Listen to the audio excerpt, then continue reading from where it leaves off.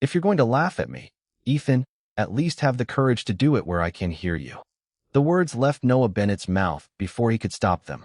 20 feet away, beneath the white lights of the campus dining hall, Ethan Cole lowered the paper cup in his hand. Around him stood half the soccer team, all varsity jackets, easy smiles, and the kind of confidence Noah had spent 19 years avoiding. But Ethan was not laughing. He was staring at Noah as if the crowded room had suddenly emptied. Noah tightened his grip on his backpack strap. He had come for coffee before his evening shift at the library. Not another reminder that a quiet gay freshman could become entertainment simply by walking into the wrong room. That morning, someone had slipped a folded note beneath his dorm door. "I know what you're hiding." By lunch, whispers followed him across the quad. Now one of Ethan's teammates had noticed him and murmured something that made the others turn. Noah knew that rhythm. A glance. A grin. Then the wound disguised as a joke. He decided he would not wait for it. "Say whatever you were going to say," Noah continued, his voice trembling but clear. "I'm done pretending I don't notice." Silverware clicked against plates. A soda machine hummed behind the counter. Ethan's smile disappeared, not from anger, but recognition. He stepped away from his friends. "I wasn't talking about you. They were looking at me. Because I asked who you were." The answer landed softly, yet Noah felt every eye sharpen. Ethan glanced at his teammates, then back at him. For once, the most popular guy on campus looked uncertain. That uncertainty frightened Noah more than mockery would have. "Why?" Noah asked. Ethan could have escaped with a joke. Instead, he crossed the polished floor and stopped 3 feet away, close enough for Noah to see that his hands were tense around the cup. "Because you corrected Professor Hale today when nobody else would," Ethan said. "You knew he had blamed the wrong student, and you spoke up even when the whole lecture hall wanted to stay quiet." Noah remembered the silence after he had defended a classmate accused of cheating. He also remembered Ethan sitting in the back row, watching. "That doesn't explain this." "No," Ethan said. "It doesn't." His teammates had gone still. Ethan looked toward them, then made a choice that cost him the shelter of their approval. "I asked because I wanted to meet you. And when they started making assumptions, I told them to stop." Noah's anger did not vanish, but it changed shape. The person he had expected to fear had just separated himself from the safest crowd on campus. Then Ethan placed his cup on the nearest table and raised his voice. "Noah, sit with me at the student union bonfire tonight." One teammate coughed in surprise. Another stared at the floor. Ethan's eyes never left Noah's. It was not a dare, and it was not a joke. It was an invitation made publicly enough that Ethan could not take it back without revealing himself as a coward. Noah felt the anonymous note inside his pocket like a match waiting to be struck. Someone already knew his secret. If he accepted, the whispers might become something worse. If he refused, fear would make the decision for him again. 7 o'clock, Noah said. Ethan nodded once, relief crossing his face before he could hide it. As Noah walked away, the dining hall slowly began breathing again. But one question followed him into the cold afternoon. Why had Ethan Cole risked his place in the crowd just to be seen beside him? Cold air carried wood smoke across the student union lawn, where strings of amber bulbs swayed above folding chairs and a stone fire pit. By 7:15, Noah stood beneath the shadow of an oak tree, watching students gather in bright jackets and soccer sweatshirts. Ethan had not come. Each passing minute sharpened the same humiliating possibility. Perhaps the invitation had been a performance after all. Then Noah noticed a white envelope tucked beneath the lid of a nearby trash can, his name printed across it in black ink. Inside was a photograph taken that afternoon. It showed him leaving the dining hall with the first anonymous note visible in his hand. On the back, 4 words had been written, "Stay away from Ethan." The warning was no longer about exposure alone. Someone had been watching him. Noah could have gone home, locked his dormitory door, and let fear erase the promise he had made. Instead, he crossed the lawn toward the soccer team. Their laughter thinned as he approached. "Where is Ethan?" Noah asked. One player shrugged. Another studied the fire. Finally, a freshman defender named Mason muttered that the team captain had called an unscheduled meeting at the athletic center. Ethan had been told that attending the bonfire with Noah would create a distraction before Saturday's match. The invitation had already cost him something. Noah closed his fingers around the photograph. In the dining hall, Ethan had stepped into the open for him. Now the choice belonged to Noah. He entered the student union, found the campus safety desk, and placed both anonymous notes and the photograph beneath the fluorescent light. His voice trembled, but his decision did not. "I want these documented." The student employee asked whether Noah understood that an official report could lead to interviews, security footage reviews, and questions about why someone might be targeting him. Those questions could pull his secret into rooms he had spent years avoiding. "I understand," Noah said. By surrendering the notes, he gave up control over who might learn the truth. Yet for the first time, secrecy felt more dangerous than honesty. When Noah returned outside, Ethan was crossing the lawn alone, breath clouding in the cold. His soccer jacket was unzipped, and disappointment sat heavily behind his controlled expression. "I told them I was leaving the meeting," Ethan said. "Coach might bench me." Noah did not thank him. Not yet. He handed Ethan the photograph. The fire cracked between them while Ethan read the message. Concern replaced surprise, then hardened into something quieter. "You still came," he said. "I did more than that." Noah explained the report. Ethan looked toward the glowing student union windows, understanding the risk Noah had accepted without being rescued or persuaded. For one suspended moment, popularity and fear seemed equally small beneath the winter sky. Then Ethan turned the photograph over again. Near the lower corner, almost hidden by Noah's sleeve, a reflection appeared in the dining hall glass. A figure holding a telephone, wearing a jacket marked with the college soccer crest. Ethan's face lost its color. Someone connected to his own circle had taken the picture, and now both of them had to wonder which teammate had wanted Noah frightened enough to disappear. The photograph trembled at the edge of the firelight as Ethan studied the blurred reflection. Around them, music drifted across the lawn, but the celebration suddenly felt far away. Noah watched recognition gather in Ethan's eyes. "That is not a team jacket," Ethan said. "It is a travel jacket. Only the starting roster received those this season." The answer narrowed the suspect list, but Ethan did not accuse anyone. Instead, he removed his own jacket and compared its stitched crest with the one trapped in the glass. The silver border matched. So did the narrow stripe below the collar. Noah had wanted certainty, not another rumor capable of destroying someone innocent. "There must be a way to identify the telephone," he said. Ethan enlarged the image. A small white crack crossed the reflected case like lightning. His expression changed. He had seen that mark before. Mason carried a telephone with the same damaged case. Yet when Ethan searched the bonfire crowd, Mason was nowhere near the team. "Wait here," Ethan said. Noah's eyes remained steady. "No, we do not corner him. We ask him." Minutes later, they found Mason beneath the student union awning, rainwater gleaming on the shoulders of his soccer jacket. He looked frightened before either of them spoke. Noah placed the photograph between them. "Did you take this?" Mason stared at the cracked reflection, then slowly surrendered his telephone. The case was flawless. "My old case broke last month," he said. "I gave it to Tyler because he said he needed one." Ethan exhaled, but Mason was not finished. Tyler, a senior forward and one of Ethan's closest teammates, had been asking questions about Noah since Professor Hale's lecture. Mason had assumed it was crude curiosity until Tyler borrowed his travel jacket on the afternoon the photograph was taken. One old question had been answered.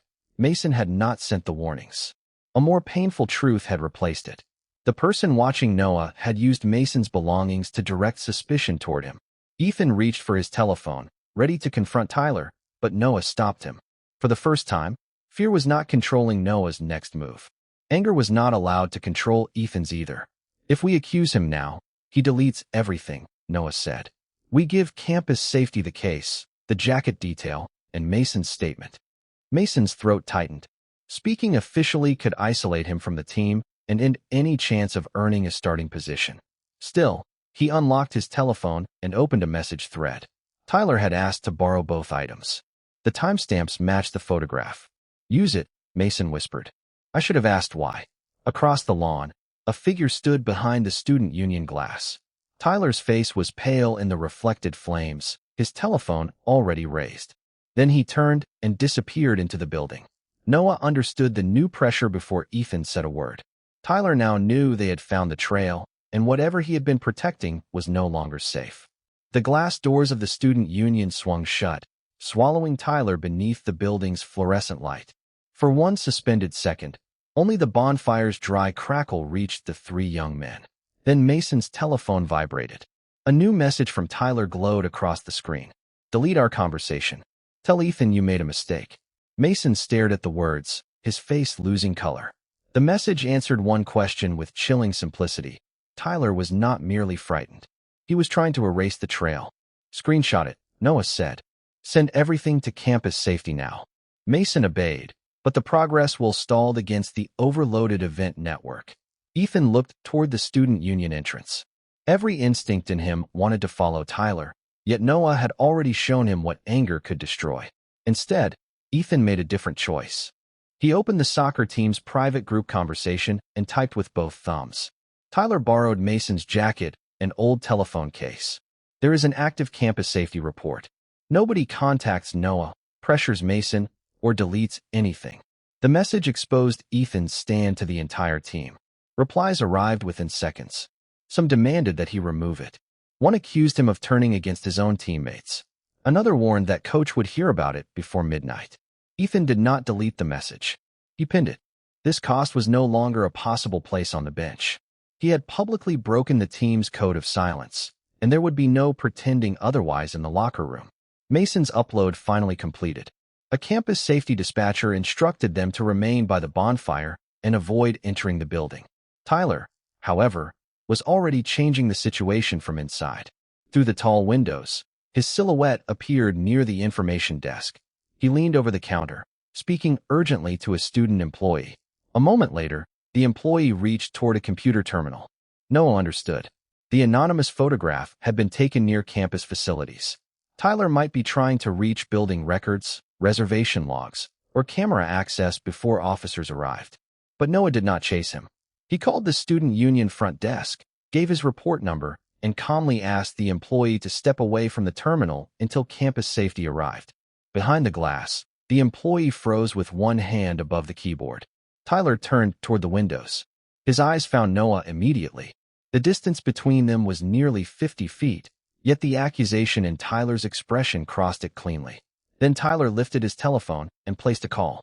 Ethan's device rang. Tyler's name filled the screen.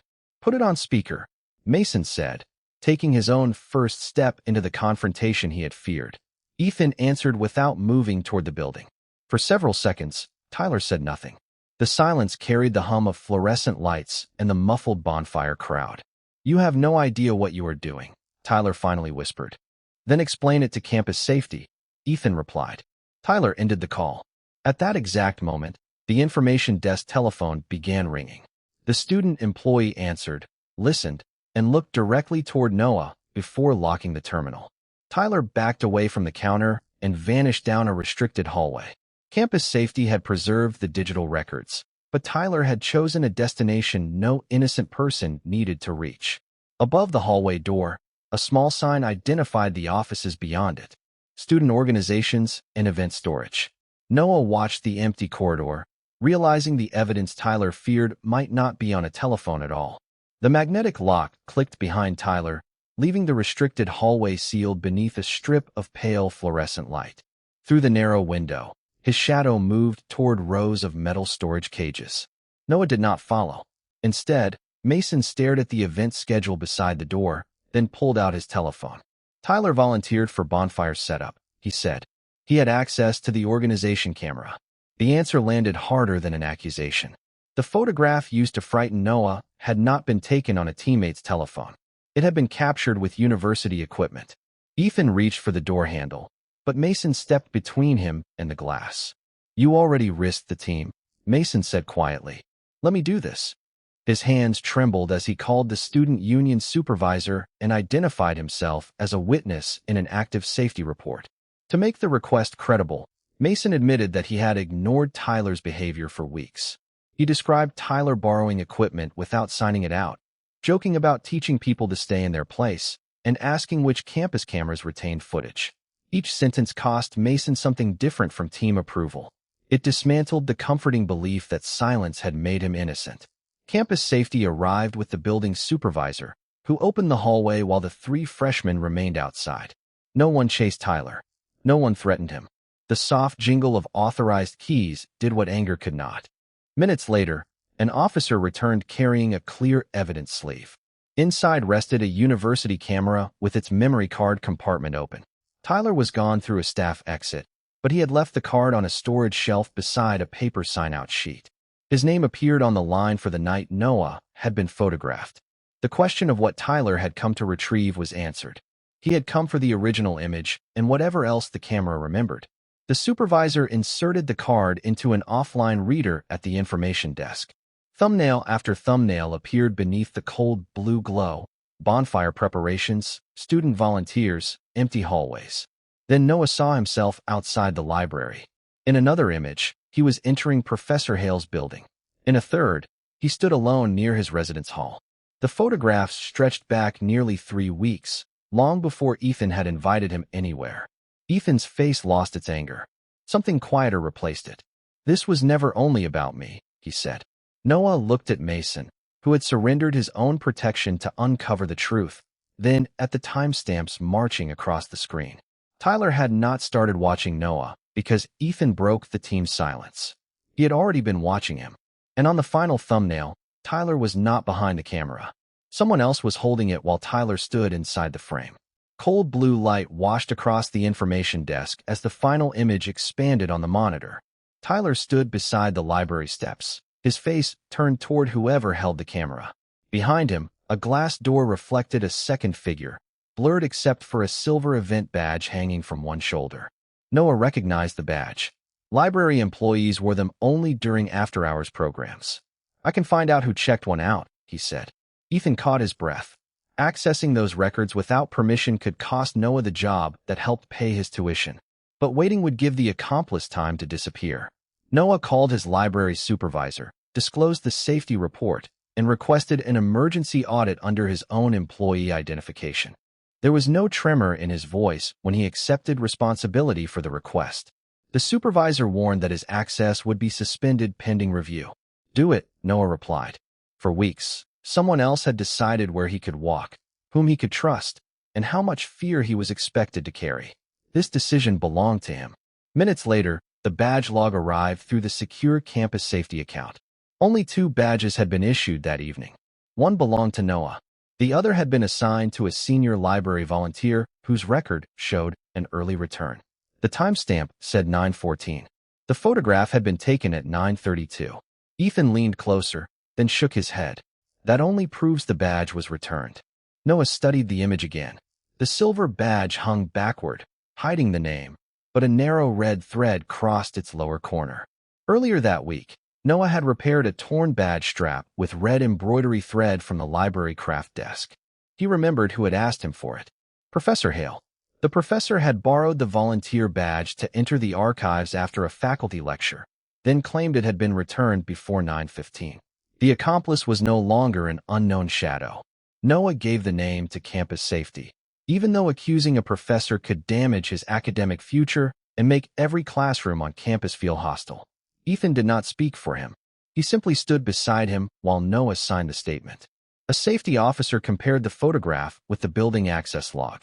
Professor Hale's faculty card had opened the library's staff entrance at 9:28, for minutes before the image was taken. The room went still. The professor Noah had once challenged for falsely accusing a student had been near the surveillance site, carrying a badge he claimed to have returned. Yet the answer brought no relief. Another alert appeared beneath the access record. Professor Hale had used his faculty credentials again less than 10 minutes earlier, entering the administration building where Noah's confidential safety report was stored. An elevator bell chimed through the administration lobby, sharp against the hum of fluorescent lights. On the security monitor, Professor Hale crossed the third-floor corridor towards student conduct, carrying a slim leather folder. Noah watched from the campus safety office as the professor stopped outside the records suite where confidential reports were reviewed. "He cannot open that room with faculty credentials," the safety officer said. Then the lock flashed green. Ethan's expression hardened, but this time he did not move toward the door. He pulled out his telephone and called the university's emergency records administrator. By identifying himself as a witness in Noah's case, Ethan knew he was placing his own name inside the investigation. The complaint would reach athletics. The coach would hear that the team's most popular player had formally challenged a professor and implicated a senior forward. Scholarship recommendations, captaincy, and his future on the field could all narrow in a single afternoon. Freeze access to Bennett's report, Ethan said. Professor Hale is outside the records room. The administrator demanded verification. Ethan gave his student identification number and authorized the call to be recorded. Behind the glass, Noah remained silent. Ethan was not speaking in his place. He was using his own standing and risking his own future to stop the immediate breach. The monitor showed Professor Hale entering the suite. Seconds later, every terminal inside the room went dark. The records administrator had sealed the case file remotely and disabled printing, forwarding, and deletion. A warning tone sounded from the professor's computer. Hale opened his folder, removed a handwritten authorization form, and presented it to the records clerk. The clerk studied the signature, then stepped away from the desk. Campus safety reached the suite before Hale could leave with anything.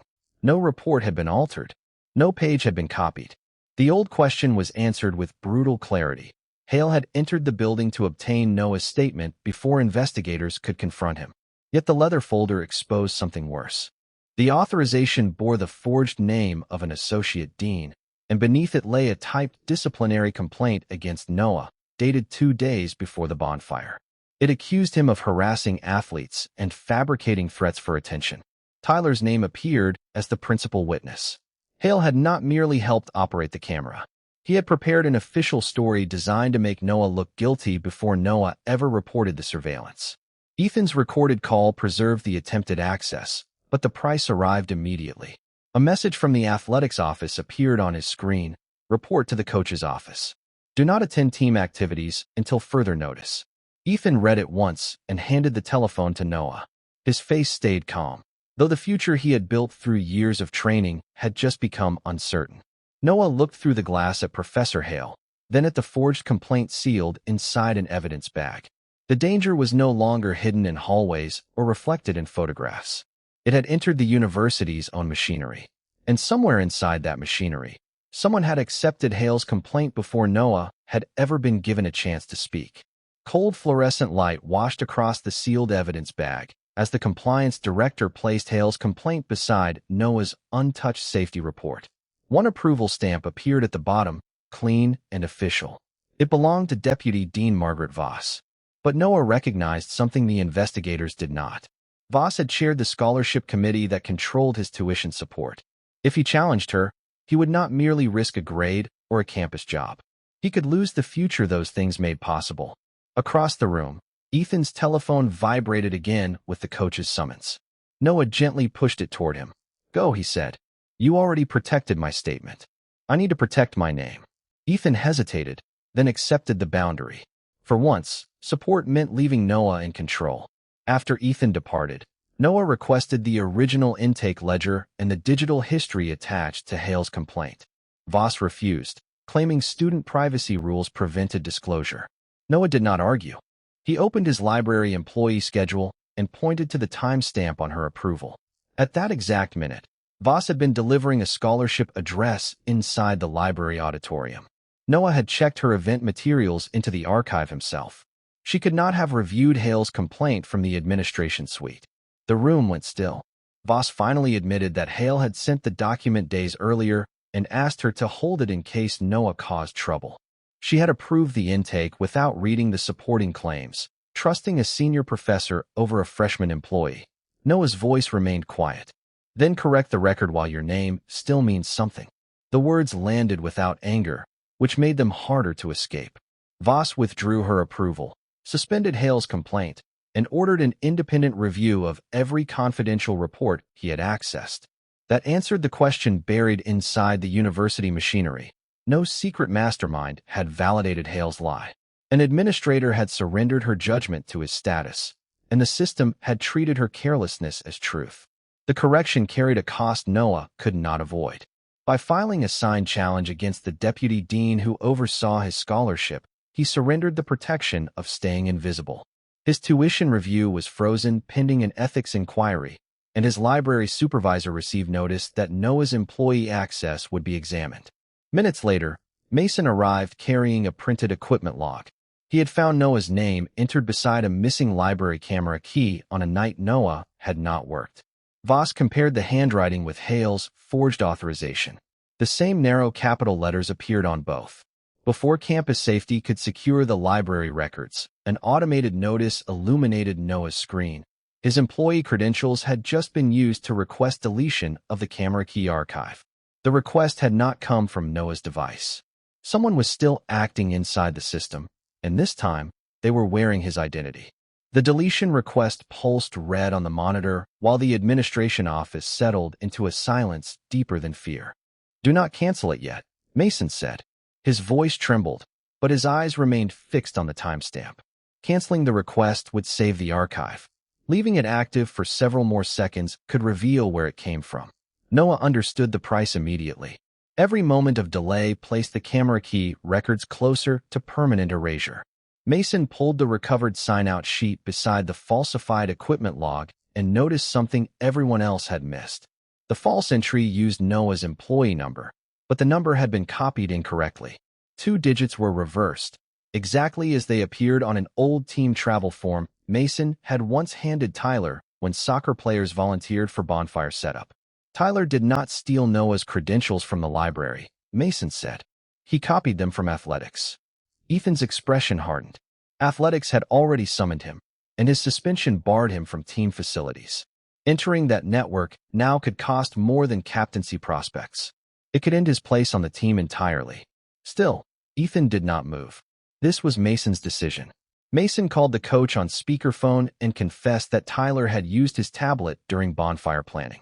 Then he surrendered the device and gave campus safety permission to search his private team messages, accepting that every careless joke, ignored warning, and act of silence would become part of the record. The coach provided the athletics network address assigned to Mason's tablet. It matched the source holding Noah's deletion request open. Campus safety isolated the connection before the archive disappeared. On the screen, the progress bar froze at 97%. The room went silent. Tyler had used cached access on Mason's tablet to impersonate Noah, but the recovered session history exposed something larger. Professor Hale had supplied Tyler with the outdated employee number and instructions for creating the false equipment entry. Tyler had executed the digital requests. Hale had built the paper trail. Their final plan was brutally simple: erase the archive, blame Noah for the missing key, and make every photograph look like evidence he had manufactured himself. Deputy Dean Margaret Voss signed the orders withdrawing the complaint, preserving Noah's employment records, and removing his scholarship review from her authority. Ethan's suspension remained under independent review, but the coach formally recorded that Ethan had protected a student and university evidence. Mason surrendered his tablet and his place on the bonfire committee. Tyler lost access to athletics facilities pending the investigation.